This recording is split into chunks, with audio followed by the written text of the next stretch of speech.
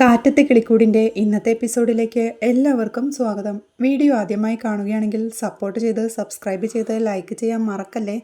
സുധീഷ് ചെയ്ത കള്ളത്തരങ്ങൾ അറിഞ്ഞ് ഹരീഷ് അവനെ കുറ്റപ്പെടുത്തുകയാണ്. ഇമാതിരി ഫ്രോഡ് പരിപാടി കാണിച്ച ഒരാളുടെ കൂടെ ഏത് പെണ്ണ് ജീവിക്കും സുധീഷ് ഏട്ടാ എന്ന് ഹരീഷ് കുറ്റപ്പെടുത്തേ. എടാ അത് ലവ് കൊണ്ടാടാ എന്ന് സുധീഷും. അയ്യേ ഇതാണോ ലവ് എന്ന് ഹരീഷ് ചോദിക്കേ. എന്തേ ഇത് ലവ് അല്ലേ?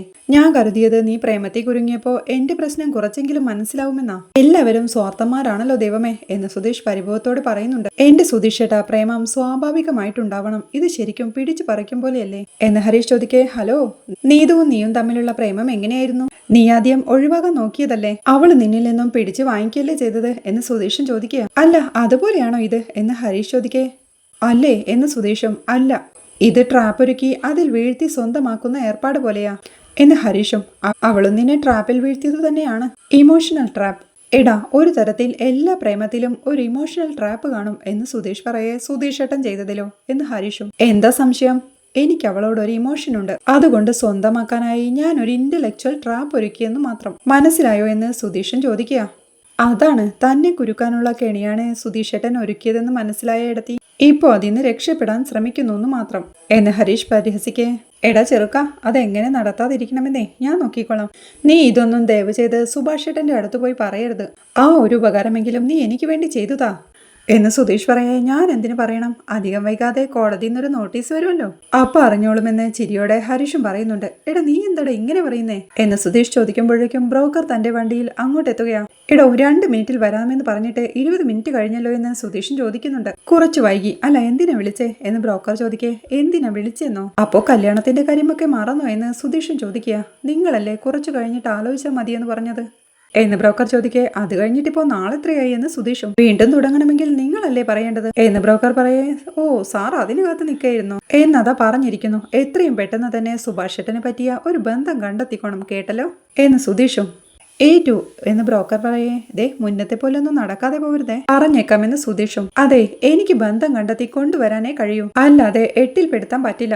കൊണ്ടുവരുന്ന പല കേസുകളും നാട്ടിൽ അന്വേഷിക്കുന്നതോടെ അവർ വേണ്ടെന്ന് പറഞ്ഞു പോവും. അവസാനം ശരിയായിട്ട് വന്ന ഒരെണ്ണം നിങ്ങളുടെ ചേട്ടന്റെ പിടിവാശി കാരണം അലസി പോവുകയും ചെയ്തു എന്ന് ബ്രോക്കർ കുറ്റപ്പെടുത്തുകയാ. അയ്യോ പഴയ കഥയൊന്നും പറയണ്ട. ഞങ്ങളുടെ വീടിന്റെ അവസ്ഥ ആകെ മാറി. എന്റെ കല്യാണം കഴിഞ്ഞു. ഹരീഷിന്റെ പെൺകുട്ടി റെഡിയായി നിൽക്കുക, നല്ല സുന്ദരി പെൺകുട്ടി. ഇനി സുഭാഷ് ഏട്ടന്റെ കല്യാണം കൂടി ഒന്ന് കഴിഞ്ഞ മതിയെന്ന് സുധീഷ് പറയുന്നുണ്ട്.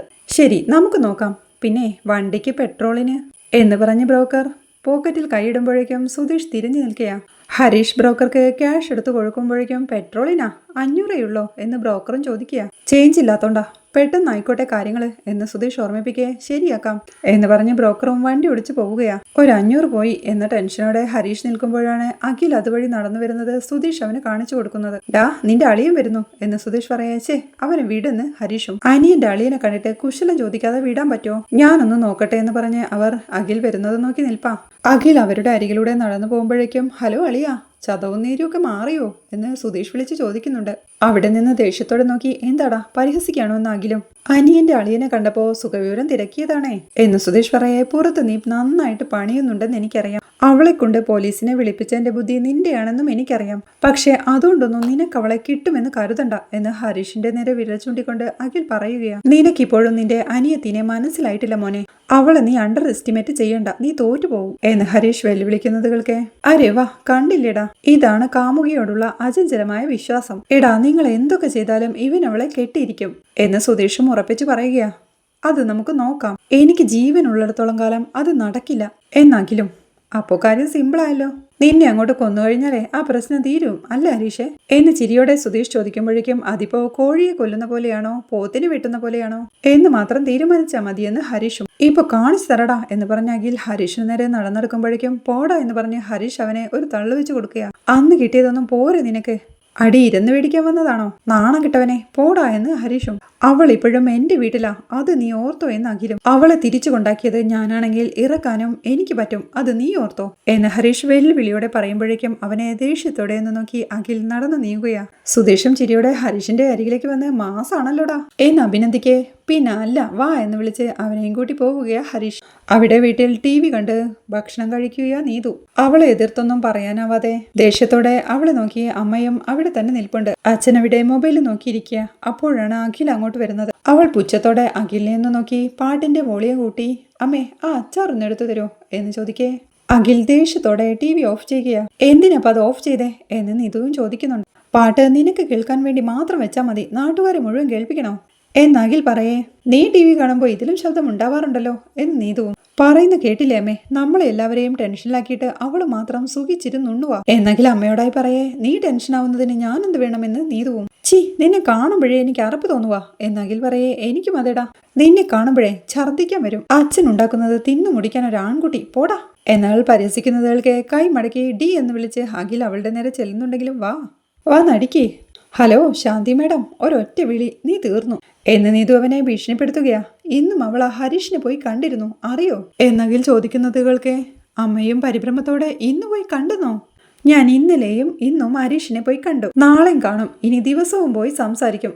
നിങ്ങളെ കൊണ്ട് എന്ത് ചെയ്യാൻ പറ്റും എന്ന് നീതുവും. അഖിൽ വീണ്ടും കാലുമടക്കി അവളുടെ നേരെ ദേഷ്യത്തോടെ ചെല്ലുന്നുണ്ടെങ്കിലും അച്ഛൻ അവനെ തടയുകയാണ്. നീ എന്തേലും ചെയ്താൽ അവള് പോലീസിനെ വിളിക്കും, പിന്നത് അതിലേറെ പ്രശ്നമാവും. എന്തിനാ പോലീസ് വന്നേന്ന് നാട്ടുകാർ ചോദിക്കും. ഇവള് കേസ് കൊടുത്തിട്ടാണെന്ന് അറിഞ്ഞാൽ അതിലേറെ നാണക്കേടാവും എന്നച്ഛൻ ഓർമ്മിപ്പിക്കെ. അതെ, ഇവൾക്ക് ഇവളുടെ ഇഷ്ടം പോലെ ജീവിക്കണം. അതിനുവേണ്ടി നമ്മളെ ജയിലിലാക്കാനും ഇവള് മടിക്കില്ല. നമ്മൾ പോയാൽ ഇവൾക്ക് ഇവളുടെ ഇഷ്ടത്തിന് ജീവിക്കാലോ, അതിനുവേണ്ടിയാ ഇവൾ ഇതൊക്കെ ചെയ്തു കൂട്ടുന്നത് എന്നമ്മയും ദേഷ്യത്തോടെ പറയുകയാണ്. ദേ ഇങ്ങനെ എന്നെ ചീത്ത വിളിച്ചോണ്ടിരുന്നാലും ഞാൻ പോലീസിനെ വിളിക്കും, മാനസിക പീഡനവും പാടില്ലെന്ന് പറഞ്ഞിട്ടുണ്ട് അറിയാലോ എന്നിത് ഭീഷണിപ്പെടുത്തേ. നിന്റെ അഹങ്കാരം ഒരു ദിവസം ഞാൻ തീർത്തു തരുന്നുണ്ട് എന്നവളുടെ നേരെ വിരൽ ചൂണ്ടിക്കൊണ്ട് അഖിലും പറയുകയാണ്. അത് നീ വിചാരിച്ചാൽ നടക്കില്ലാകില്ലേട്ടാ, കുറച്ചു നേരം വായടച്ച് മിണ്ടാതിരിക്കെ, ഞാനേ TV കാണട്ടെ എന്ന് പറഞ്ഞവൾ വീണ്ടും TV ഓൺ ചെയ്ത് ഫുഡ് കഴിക്കുന്നേരം അഖിലും ദേഷ്യത്തോടെ ഡി എന്ന് വിളിച്ച് അവിടെ ഇരുന്ന ഒരു സ്റ്റൂൾ പൊക്കിയെടുത്ത് അവളുടെ നേരെ ചെല്ലുന്നുണ്ട്. അച്ഛൻ അവനെ തടഞ്ഞ് നീ പോവാൻ നോക്ക് എന്ന് പറയേ. എന്താ സ്റ്റാച്ചു ആയോ, അടിക്കി വന്ന് അടിക്കടാ എന്ന് നീതുവും വെല്ലുവിളിയോടെ പറയുകയാണ്. എന്റെ പൊന്നു മോനെ, അവൾ ഒരുമ്പിട്ട് ഇറങ്ങിയേക്കുക, നീ പോവാൻ നോക്കെന്ന് അമ്മയും അഖിലിനോടായി പറയുന്നുണ്ട്. പോടാ എന്ന് പുച്ഛത്തോടെ നീതു പറയേ. അവളെ ദേഷ്യത്തോടെ ഒന്ന് നോക്കി ആ സ്റ്റൂൾ നിലത്തേക്ക് വലിച്ചെറിഞ്ഞ് അഖിൽ അവിടുന്ന് പോവുകയാണ്. രാത്രിയാവുമ്പോൾ അച്ഛൻ ഉമ്മറത്തെ കട്ടിലിരുന്ന് ബ്രാൻഡി അടിക്കുകയാണ്. ഹരീഷ് അവിടെ മുറ്റത്ത് മൊബൈലിൽ നീതുവുമായി പ്രണയ സല്ലാപത്തിലാണ്. ഹരീഷും വരാന്തയിൽ ഒരിടത്ത് മാറി നിന്ന് കോൾ ചെയ്യുകയാണ്. ഇതെല്ലാം ശ്രദ്ധിച്ച് ഡൈനിങ് ഹാളിൽ നിൽക്കുന്ന നിധി നികേഷിനോടായി എന്താടാ നികേഷേ? ഒരു ഭാഗത്ത് സുധീഷ്, ദേ അവിടെ ഹരീഷ്, നിർത്താതെ ഫോൺ വിളിയാണല്ലോ, എന്തെങ്കിലും ബിസിനസ് സംസാരിക്കുകയാണോ എന്നവൾ സംശയത്തോടെ ചോദിക്കേ. അവരോ ഏടത്തേക്ക് വേറെ പണിയില്ലേ, ആരോടെങ്കിലും വിളിച്ച് കത്തി വെച്ചുകൊണ്ടിരിക്കുകയായിരിക്കും എന്ന് നികേഷ് പറയുമ്പോഴേക്കും കോൾ കഴിഞ്ഞ് ഹരീഷ് അങ്ങോട്ട് എത്തുകയാണ്. നികേഷ് ഹരീഷിനോടായി പറയുന്നുണ്ട്. ഹരീഷേട്ടൻ രാത്രി ഫോൺ വിളിച്ചോ? പക്ഷെ ഇടയ്ക്കിടയ്ക്ക് പറയേ വേറെന്താ, ആ വാക്കുകളൊക്കെ ഒന്ന് മാറ്റി പിടിക്കുക കേട്ടോ, കേട്ടിട്ട് ബോറടിക്കുന്നു അതാ എന്ന് നികേഷും. ഡാ വേണ്ട എന്നവനെ വഴക്കു പറയേ. എന്താ ഹരീഷേ, മറുപടിയൊന്നും ഇല്ലല്ലോ എന്ന് നീതുവിന്റെ വീട്ടിലെ അവളെ ആരെങ്കിലും അടിച്ചോ ഉപദ്രവിച്ചോ എന്ന് അറിയാൻ വേണ്ടി വിളിച്ചതാ. ഇവൻ ഉറങ്ങായിരിക്കുന്ന ഞാൻ വിചാരിച്ചത്, എല്ലാം ഒളിഞ്ഞു നിന്ന് കേൾക്കായിരുന്നു അല്ലേ കള്ള. ഇനി ഞാൻ റോട്ടിൽ പോയി വിളിച്ചോളാം എന്ന് ഹരീഷ് പറയേ. പ്ലീസ് ദയവ് ചെയ്ത് അങ്ങനെ ചെയ്താൽ മതി, ചെവിക്ക് കുറച്ച് സ്വൈര്യം കിട്ടുമല്ലോ എന്ന് നികേഷും. ശരി ഏട്ടാ, ഞാൻ നോക്കിയിട്ട് വിളിക്കാമെന്ന് പറഞ്ഞ് കോൾ വെച്ചുകൊണ്ട് സുധീഷും അങ്ങോട്ട് വരിക. ആരായിരുന്നു ഫോണില് എന്ന് ഹരീഷ് ചോദിക്കേ. അതാ ബ്രോക്കറാ, ഏതോ ഒരു പുതിയ ബന്ധം ഒത്തു വന്നിട്ടുണ്ട്. പക്ഷെ ഒരു കാര്യമുണ്ട്, പെണ്ണിന്റെ വീട്ടുകാർക്ക് ആദ്യം ജാതകം കാണണമെന്ന്. സുഭാഷേട്ടന് ജാതകമുണ്ടോ? നിനക്ക് വല്ല പിടിയുമുണ്ടോ ഹരീഷേ എന്ന് സുധീഷ് ചോദിക്കേ. എനിക്കെങ്ങനെ അറിയാം, ഈ വീട്ടിലാർക്കും ജാതകം ഉണ്ടാവാൻ ഒരു സാധ്യതയുമില്ലെന്ന് ഹരീഷും. അത് ശരിയാ, എല്ലാ ഗ്രഹങ്ങൾക്കും നില തെറ്റിയ സമയത്താണല്ലോ നമ്മൾ ജനിച്ചത്, പിന്നെ എങ്ങനെയാ ഗ്രഹനില ഉണ്ടാവുക എന്ന് നികേഷും. ചിലപ്പോൾ അകത്ത് വല്ല പെട്ടിക്കൂടിനുള്ളിലും വെച്ചിട്ടുണ്ടെങ്കിലോ എന്ന് നിധി ചോദിക്കേ. അതിനുള്ള ഒരു സാധ്യതയുമില്ലെന്ന് സുധീഷും. അപ്പോഴേക്കും ജോലി കഴിഞ്ഞ് നടന്നു വരികയായിരുന്ന സുഭാഷും മുറ്റത്തെത്തിയിരുന്നു. സുഭാഷേട്ടനെല്ലാം അടുക്കി പെറുക്കി വെക്കുന്നൊരു സ്വഭാവമുണ്ട്, ഉണ്ടെങ്കിൽ അത് ഭദ്രമായി എടുത്തു വെച്ചിട്ടുണ്ടാവും, നമുക്കൊന്ന് ചോദിച്ചു നോക്കിയാലോ എന്ന് ഹരീഷ് പറയേ. അത് നല്ലതാ, പക്ഷേ പെൺവീട്ടുകാർക്ക് കാണിക്കാനെന്ന് പറയാതെ ചോദിക്കണം എന്ന് നിധി പറയുമ്പോഴേക്കും സുഭാഷ് ഡൈനിങ് ഹാളിലേക്ക് എത്തുകയാ. അവരെ കണ്ട് സുഭാഷും ആഹാ എല്ലാവരും കൂടി സഭ കൂടിയിരിക്കുകയാണല്ലോ എന്ന് ചോദിക്കേ. എന്താ സുഭാഷേട്ടാ, എല്ലാവരും കൂടി സംസാരിക്കാൻ പാടില്ലെന്നുണ്ടോ എന്ന് സുധീഷും. ഞാൻ അങ്ങനെ പറഞ്ഞോ, എല്ലാവരും കൂടി നേരത്തെ വീട്ടിലെത്തുന്ന പതിവില്ലല്ലോ, അതുകൊണ്ട് ചോദിച്ചതാന്ന് സുഭാഷും. ഞാനൊന്ന് കയ്യും കാലും കഴുകട്ടെ എന്ന് പറഞ്ഞ് പോവാൻ തുടങ്ങിയ സുഭാഷ് നിധിയോടായി, മോളെ ഓഫീസിൽ നിന്ന് വന്നിട്ട് കാപ്പി കുടിച്ചായിരുന്നോ എന്ന് ചോദിക്കേ. ഞാനും നികേഷും കുടിച്ചു എന്ന് നിധി. സുഭാഷ് അവിടുന്ന് പോകുമ്പോഴേക്കും സുധീഷും ഹരീഷിനോടായിടാ, കേട്ടില്ലടാ, നീയും ഞാനും ജോലി കഴിഞ്ഞിട്ട് വരുന്നവരല്ലേ, എന്നിട്ട് നമ്മളോട് ചോദിച്ചോ? ഇല്ല, സുഭാഷ് ഏട്ടനെ നിധിയാ സ്പെഷ്യല് എന്ന് സുധീഷ് പറയേ. അല്ല, ജോലി ചെയ്തു വരുന്നത് എന്റെ കാര്യത്തിൽ ശരിയാ, സുധീഷ് ഏട്ടൻ ഒരു പണിയുമില്ലാണ്ട് തെക്ക് വടക്ക് നടക്കല്ലേ എന്ന് ഹരീഷ് ചോദിക്കേ. ഡാ വേണ്ടട്ടാ എന്ന് സുധീഷും പറയുന്നുണ്ട്. അപ്പോഴേക്കും സുഭാഷേട്ടൻ അങ്ങോട്ട് വരുന്നത് കണ്ട് അതേ സുഭാഷേട്ടൻ വരുന്നുണ്ട്, ചോദിക്കാം എന്ന് നിധി എല്ലാവരോടുമായി പറയുകയാണ്. അവരുടെ പരുങ്ങലോടെയുള്ള നിൽപ്പ് കണ്ട് എന്താടാ എന്ന് സുഭാഷേട്ടനും ചോദിക്കുക. അതെ സുഭാഷേട്ടാ, നമ്മുടെ കയ്യിൽ ഈ ജാതകമുണ്ടോ എന്ന് സുധീഷ് ചോദിക്കേ. ആരുടെ ജാതകം ഉണ്ടോന്ന്? ചേട്ടന്റെ തന്നെ എന്ന് സുധീഷ് ചോദിക്കേ. ഏയ് അതൊന്നും കാണില്ല, എന്തേ എന്ന് സുഭാഷേട്ടൻ. ഏയ് വെറുതെ ചോദിച്ചെന്നേ ഉള്ളൂ, ഞങ്ങൾ വെറുതെ ഇങ്ങനെ സംസാരിച്ചുകൊണ്ട് നിന്നപ്പോ ജാതകത്തിന്റെ ടോപ്പിക് വന്നേ.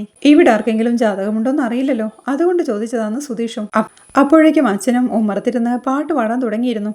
ഇവിടെ ആർക്കും ജാതകമുള്ളതായിട്ട് എനിക്കറിയില്ല, ഇനി ഞാൻ വേണേൽ അച്ഛനോട് ചോദിക്കാമെന്ന് സുഭാഷ് പറയേ. എന്നാ പിന്നെ സുഭാഷേട്ടൻ പോയി ചോദിച്ചു നോക്ക്, കിട്ടിയാലോ എന്ന് പറഞ്ഞ സുധീഷ് സുഭാഷിനെ ചോദിക്കാനായി പറഞ്ഞു വിടുകയാണ്. എന്തിനാ സുധീഷേട്ട വെറുതെ എന്ന് ഹരീഷ് സുധീഷിനോടായി ചോദിക്കേ.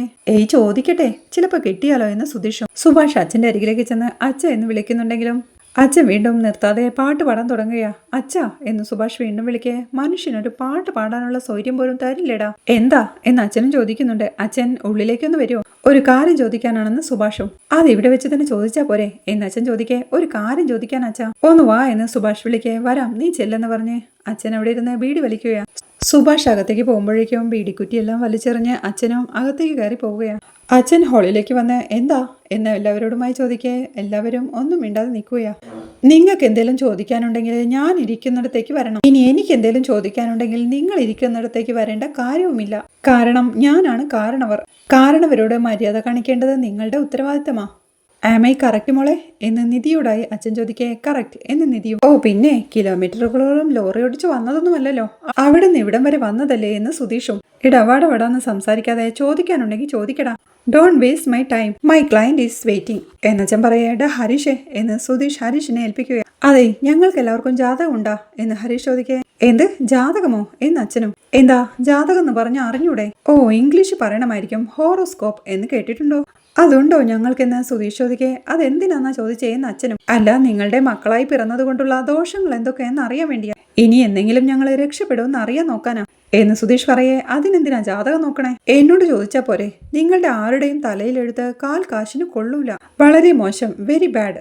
പോരെ നിങ്ങൾക്ക് കൊള്ളാവുന്നൊരു ജോലി, കൊള്ളാവുന്നൊരു ജീവിതം, ഇതൊക്കെ കഷ്ടിയാ. കല്യാണ യോഗം തീരെയില്ല, ഇനി അഥവാ കഴിഞ്ഞാലും അനുഭവിക്കാനുള്ള യോഗം കാണില്ല. പോരെ എന്നച്ഛൻ പറയുന്നത് കേൾക്കെ. സൂപ്പറായി എന്ന് ഹരീഷും പറയുന്നു. ഓ സമാധാനത്തോടെ കുടിച്ചിരുന്നവനെ വിളിച്ചു വരുത്തി ചോദിക്കാൻ കണ്ടൊരു കാര്യം എന്ന് പറഞ്ഞ് പാട്ടും പാടിക്കൊണ്ട് അച്ഛൻ അവിടെ നിന്ന് പോവുകയും സുധീഷും വിളിച്ച് ചോദിക്കുന്നുണ്ട്. ഇത് പറഞ്ഞ ആളുടെ ലൈഫ് പിന്നെ ഗംഭീരമാണല്ലോ എന്ന്.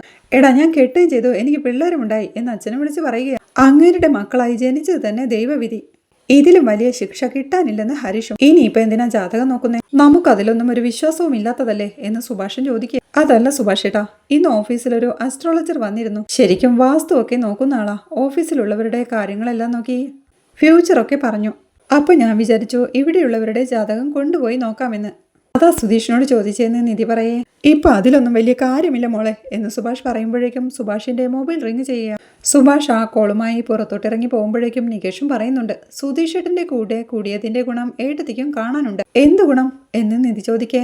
ഇൻസ്റ്റന്റ് ആയിട്ട് നുണ പറയുന്നു, അല്ലാതെന്താ എന്ന് നികേഷും. ഓടാ ഞാൻ വെറുതെ എന്ന് നിധി പറയേ. ഓ വെറുതെ, ഞാനും വെറുതെ പറയാണ് എന്ന് സുധീഷും ചിരിയോടെ പറയേ. ഇനി എന്ത് ചെയ്യും? ഇനി നല്ല അലയൻസ് ആണെങ്കിൽ ഇക്കാര്യം പറഞ്ഞ് നടക്കാതെ പോവോ എന്ന് നിധി ചോദിക്കുക. ജാതകമില്ലെന്ന് പറഞ്ഞ പോരെ എന്ന് ഹരീഷ് ചോദിക്കേ. സുധീഷ് ആലോചനയോടെ നടപ്പാം. ഒരു ഐഡിയ ഉണ്ട്, പറഞ്ഞ എന്നെ ചീത്ത വിളിക്കരുത് കേട്ടോ, പറഞ്ഞേക്കാം എന്ന് സുധീഷ് പറയേ. എന്താണാവോ എന്ന് ഹരീഷും. അതെ നമുക്കൊരു ജാതകം അങ്ങ് ഉണ്ടാക്കിയാലോ എന്ന് സുധീഷ് ചോദിക്കേ. ജനന ദിവസവും സമയവും പറഞ്ഞ ഉണ്ടാക്കാവുന്നതേ ഉള്ളൂ, അതിലെന്താ കുഴപ്പമെന്ന് നിധിയും. അതല്ലെന്ന് ശുക്രനിലെ ചൊവ്വ, വ്യാഴം ഉച്ചയിൽ, ചന്ദ്രനിലെ ഗുരു, ഗുളികനിലെ കേതു എന്നൊക്കെ പറയുന്ന പോലെ അതുപോലെ നല്ല കാര്യങ്ങളൊക്കെ പറഞ്ഞ് ഒരു ഗംഭീര ജാതകം അങ്ങ് എഴുതിക്കണം. ഒരു 5 വർഷം കഴിഞ്ഞാലേ രാജയോഗമാണെന്നങ്ങ് തട്ടിവിട്ടേക്കണം. അപ്പോഴോ എന്ന് സുധീഷ് ചോദിക്കേ. അതൊന്നും ശരിയാവില്ല, സുഭാഷേട്ടൻ അറിഞ്ഞാലോ എന്ന് നിധിയും ചോദിക്കുക. ജാതകത്തിൽ വിശ്വസിക്കാത്ത ആൾക്കിപ്പോ എന്തായാലും എന്താ എന്ന് സുധീഷ് ചോദിക്കേ. സുധീഷേട്ടൻ ഉണ്ടാക്കിക്കോ. അല്ലടാ നികേഷേ എന്ന് ഹരീഷും. എനിക്ക് വലിയ കുഴപ്പമായിട്ടൊന്നും തോന്നുന്നില്ല, ഏടത്തിയുടെ അഭിപ്രായം എന്താ എന്ന് നികേഷ് ചോദിക്കുന്നു. എനിക്കറിയില്ല, നിങ്ങളുടെ ഇഷ്ടം പോലെ ചെയ്യേ, സുഭാഷേട്ടനൊരു നല്ല ബന്ധമുണ്ടായി കണ്ടാ മതി എന്ന് നിധി പറയേ. അതാണ് അപ്പൊ ചെയ്യാലേ എന്ന് സുധീഷ് ചോദിക്കുന്നു. എങ്ങനെ എഴുതിയാലും സുഭാഷേട്ടൻ എങ്ങനെയുള്ള ആളാണെന്ന് നമുക്കറിയാലോ. ഏത് കുട്ടി ഭാര്യയായിട്ട് വന്നാലും സന്തോഷത്തോടെ കഴിയും, അത് ഉറപ്പാ എന്ന് നിധിയും പറയുക. ഓക്കെ ഡൺ, ബാക്കി കാര്യം ഞാൻ നോക്കിക്കോളാം എന്ന് ചിരിയോടെ സുധീഷും പറയുക. അങ്ങനെ അവർ ഒരു ജോത്സ്യന്റെ അരികിൽ എത്തിയിരിക്കുക. ഇരിക്കെ, എന്താ പറയൂ, ആർക്ക് വേണ്ടിയാ വന്നിരിക്കുന്നേ എന്ന് ജോത്സ്യർ ചോദിക്കേ. ഞങ്ങൾക്ക് വേണ്ടിയിട്ടല്ല, ഞങ്ങളുടെ ചേട്ടന് വേണ്ടിയിട്ടാന്ന് സുധീഷും.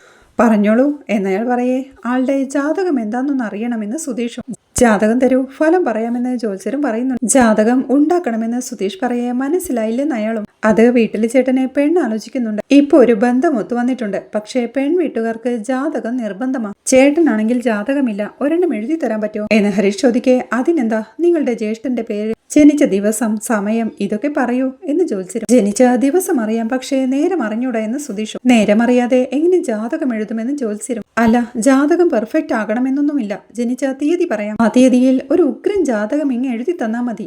എല്ലാ സൗഭാഗ്യങ്ങളുമുള്ള ഒരു ജാതകം, പണി എളുപ്പമായി എന്ന് സുധീഷ്. അങ്ങനൊന്നും എഴുതാൻ പറ്റില്ല, നിങ്ങൾ പൊക്കോളൂ എന്ന് ജ്യോത്സ്യരും. ജനിച്ച നേരം പറഞ്ഞാലേ എഴുതാൻ പറ്റുള്ളൂ എന്ന് സുധീഷ് ചോദിക്കെ. അത്രയേ പറ്റുള്ളൂ എന്ന് ജ്യോത്സ്യരും. ദേ ജ്യോത്സ്യരെ, ഞങ്ങൾക്ക് ഇതിലൊന്നും ഒരു വിശ്വാസവുമില്ല. പിന്നെ കല്യാണത്തിനത് മസ്റ്റ് ആണെന്ന് പറഞ്ഞതുകൊണ്ട് മാത്രം വന്നതാ. ഒരു നല്ല സമയം നോക്കി ഒരു നല്ല സൂപ്പർ ജാതകം ഇങ്ങോട്ട് എഴുതിത്താ. നിങ്ങൾ കൊടുക്കുന്ന ജാതകം ഏത് പെണ്ണിന്റെ ജാതകവുമായി ചേർത്ത് വെച്ചാലും 10-ൽ 10 പൊരുത്തം. അങ്ങനെ ഒരെണ്ണം എഴുതാൻ എത്ര കാശാവുമെന്ന് പറ, അത് ഞങ്ങൾ അങ്ങ് തരുമെന്ന് സുധീഷും. മോനെ, ഇതിനൊരു സത്യമുണ്ട്, അത് ലംഘിക്കാൻ പറ്റില്ല. നിങ്ങൾ പറയുന്നത് പോലെ ഒരു നുണജാതകം എഴുതി തരാൻ എനിക്ക് പറ്റില്ല. പോയി നേരെ മറിഞ്ഞു വാ, കൃത്യമായ ജാതകം അപ്പോൾ എഴുതി തരാം എന്ന് ജ്യോത്സ്യർ പറയേ. ഹലോ, വാശിയാണോ? നിങ്ങൾ എന്തെഴുതിയാലും അതിലൊന്നും ഞങ്ങൾക്ക് വിശ്വാസമില്ലെന്ന് പറഞ്ഞതല്ലേ, പിന്നെന്താ താൻ ഇങ്ങനെ ബലം പിടിക്കുന്നതെന്ന് സുധീഷും. ഹരീഷ് അവനെ തടയുന്നുണ്ടെങ്കിലും മിണ്ടാതിരിക്കടാ, ജോലി കഴിയുമ്പോൾ ചോദിക്കുന്ന കാശങ്ങ് തരാമെന്ന് പറഞ്ഞതല്ലേ, പിന്നെന്താ കുഴപ്പം? നിങ്ങൾ എല്ലാവരുടെ അടുത്തും ഇത് തന്നെയല്ലേ ചെയ്തുകൊണ്ടിരിക്കുന്നത്, അല്ലാതെ നിങ്ങൾ പറയുന്ന പോലെ ജീവിതത്തിൽ സംഭവിക്കൊന്നുമില്ലല്ലോ. വരുന്ന ആളുകളോട് കഴിഞ്ഞ ഒരു മാസത്തിനുള്ളിൽ ഒരു സങ്കടമുള്ള സംഭവം നടന്നിട്ടുണ്ടെന്നോ അല്ലെങ്കിൽ സന്തോഷമുള്ള ഒരു സംഭവം നടന്നിട്ടുണ്ടെന്നോ നേരിട്ട് അവരോട് പറയും. അവരപ്പോ അതിൽ വീഴും. കാരണം എന്താ, ഇവിടെ വരുന്ന മിക്കവാറും ആളുകൾ സാധാരണ മനുഷ്യരായിരിക്കും. അവർക്ക് എന്തായാലും എന്തെങ്കിലും ഒരു സംഭവം എല്ലാ മാസവും ഉണ്ടാവും. ഇല്ലെങ്കിൽ നിങ്ങൾ സംസാരിച്ച് അതങ്ങ് ഉണ്ടാക്കും. അതല്ലേ ഏർപ്പാട് എന്ന് പരിഹാസത്തോടെ സുധീഷ് ചോദിക്കും. സുധീഷ് ഏട്ടാ, എന്താ ഇതെന്ന് പറഞ്ഞ് ഹരീഷ് അവനെ തടയുന്നുണ്ട്. നീയൊന്നും മിണ്ടാതിരിയടാ. ദേ, നിങ്ങൾ വലിയ സത്യവും ധർമ്മവും ഒന്നും നോക്കണ്ട. ജാതകം എഴുതുന്നതിന് ഉപയോഗിക്കുന്ന ഒരു ഭാഷയില്ല, ആ ഭാഷയിൽ ഇങ്ങ് എഴുതി അങ്ങ് തന്നാ മതിയെന്നേ. ആ ജാതകം കണ്ടുകഴിഞ്ഞാൽ ഒരു നല്ല ജാതകമാണെന്ന് തോന്നണം. ധനയോഗം, രാജയോഗം, മാലയോഗം തുടങ്ങി നിങ്ങളുടെ കയ്യിൽ എന്തൊക്കെ യോഗമുണ്ടോ അതൊക്കെ അതിൽ വേണം എന്ന് സുധീഷ് പറയാം. നിങ്ങൾക്ക് പറഞ്ഞ മനസ്സിലാവില്ലേ? അങ്ങനെ പറ്റില്ല എന്നല്ലേ പറഞ്ഞതെന്ന് ജ്യോത്സ്യരും. സുധീഷും ഭീഷണിയോട് പറയുന്നുണ്ട്. എടോ ജ്യോത്സ്യ, മര്യാദയ്ക്ക് ഞാൻ പറയുന്ന പോലെ എഴുതി തന്നില്ലെങ്കിൽ നിങ്ങൾ ഈ പണി നടത്തി ജീവിക്കൂല. താൻ ഒരു കള്ളനാണെന്നും തട്ടിപ്പുകാരനാണെന്നും ഞാൻ ഈ നാട് മൊത്തം അങ്ങ് പറഞ്ഞു പരത്തും. അറിയാലോ, ഈ മേഖലയിൽ ഒരുപാട് തട്ടിപ്പുകാരുള്ളതുകൊണ്ട് അത് വിശ്വസിക്കാൻ വളരെ ഈസി ആയിരിക്കും. പിന്നെ ഈ ബോർഡും വെച്ച് കാശുണ്ടാക്കാൻ പറ്റില്ല. അത് വേണോന്ന് നന്നായിട്ടൊന്ന് ആലോചിക്കുക എന്ന് സുധീഷിന്റെ ഭീഷണിപ്പെടുത്തൽ കേൾക്കെ. നിർത്ത് എന്ന് ഹരീഷ് പറയുന്നുണ്ട്. ചുമ്മാതടാ, ചീള് കേസ് എന്ന് സുധീഷും. ഹരീഷും പറയുന്നുണ്ട്. സ്വാമി, കല്യാണം നടക്കാത്ത വിഷമത്തില് സുധീഷ് ഏട്ടൻ അതിരുവിട്ട് സംസാരിച്ചു പോയതാ. ഞങ്ങൾക്ക് വേണ്ടത് നല്ലൊരു ജാതകമാ, അത് സ്വാമി എഴുതി തരണം. അതിനുള്ള കാശ് ഞാൻ തരാം, പ്ലീസ് എന്ന് ഹരീഷ് പറയുന്നത് കേൾക്കെ ജ്യോത്സ്യരും ആലോചനയുടെ ഇരിപ്പാ. ഇതിലിപ്പോ എന്താ ഇത്ര ആലോചിക്കാൻ മാത്രമുള്ളത് എന്ന് സുധീഷ് ചോദിക്കുന്നിടത്താണ് ഈ എപ്പിസോഡ് അവസാനിക്കുന്നത്. സുഭാഷിന്റെ വീട് കാണാനായി പെൺവീട്ടുകാർ വീട്ടിലേക്ക് എത്തുന്നതാണ് നാളത്തെ എപ്പിസോഡിലെ വിശേഷങ്ങൾ. വീഡിയോ ഇഷ്ടമായാൽ സപ്പോർട്ട് ചെയ്ത് സബ്സ്ക്രൈബ് ചെയ്ത് ലൈക്ക് ചെയ്യാൻ മറക്കല്ലേ.